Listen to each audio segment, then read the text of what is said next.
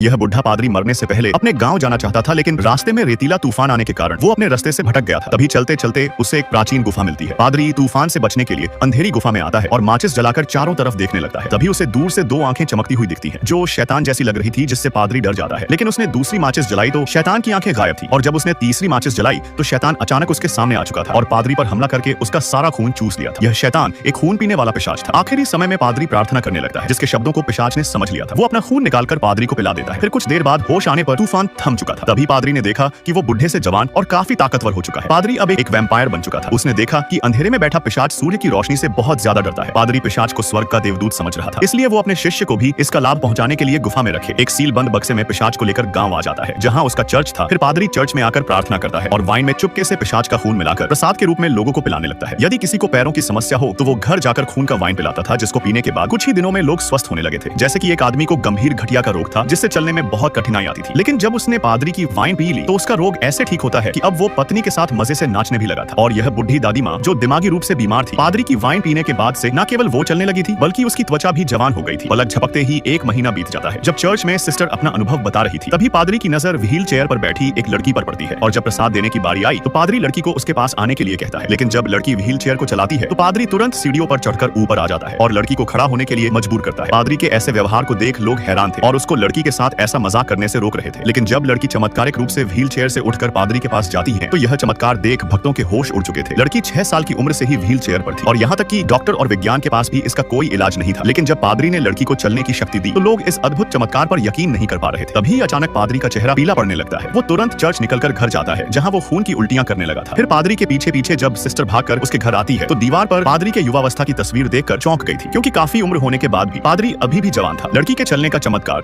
अब पूरे द्वीप पर फैल गया था, जिसके बाद कई लोग पादरी को देखने आते हैं, पर अचानक पादरी बेहोश होकर नीचे गिर जाता है। सिस्टर पादरी को लेकर तुरंत डॉक्टर के पास आती है, जहां डॉक्टर का कहना था कि यह बस कमजोरी का कारण है जो जल्दी ठीक हो जाएगी। लेकिन उसके बाद पादरी बार बार बेहोश होने लगा था। एक बार तो वो मरकर वापस जिंदा भी हो गया था। पादरी की हालत बिगड़ने पर कुछ दिन के लिए वो चर्च नहीं जाते। पादरी का हाथ अब धूप में आने पर जलने लगा था। तब से पादरी ना तो दिन में घूम सकता था और ना ही सामान्य लोगों की तरह खा पी सकता था। भूख लगने पर वो अपनी ही हथेलियां को चीर कर खून पी जाता था। उसके शरीर में अजीब तरीके से बदलाव आने लगे थे, इसीलिए वो पिशाच से मदद मांगता है। लेकिन पिशाच भी कई दिनों से नजर नहीं आ रहा था। पिशाच दिन में बक्से में छिपकर सोता था और रात में पेट भरने के लिए द्वीप पर सैकड़ों जानवरों का खून चूस लेता था, जिन्हें बाद में वो समंदर किनारे फेंक कर गायब हो जाता था। इसके बाद इससे पिशाच के कारनामे और भी भयानक होते जा रहे थे, यहाँ तक कि उसने अब द्वीप वासियों पर भी हमला करना शुरू कर दिया था। फिर एक रात जब एक बुढ़ा आदमी पादरी से प्रार्थना करने चर्च में आता है तो पादरी ने अचानक उसको पकड़कर उसके शरीर का सारा खून चूस लिया था, जिसके बाद से वो अपनी प्यास पर कंट्रोल नहीं कर पा रहा था। इसलिए आखिर में पिशाच उसकी मदद करने आता है और जब वो अपना खून जार में डाल रहा था तभी एक आदमी चर्च में आ जाता है और पिशाच को देख डर गया था, जिसके अगले पल ही पिशाच ने उस पर हमला कर उसे मार डाला था। इसके बाद से यह सिलसिला ऐसे ही जारी रहता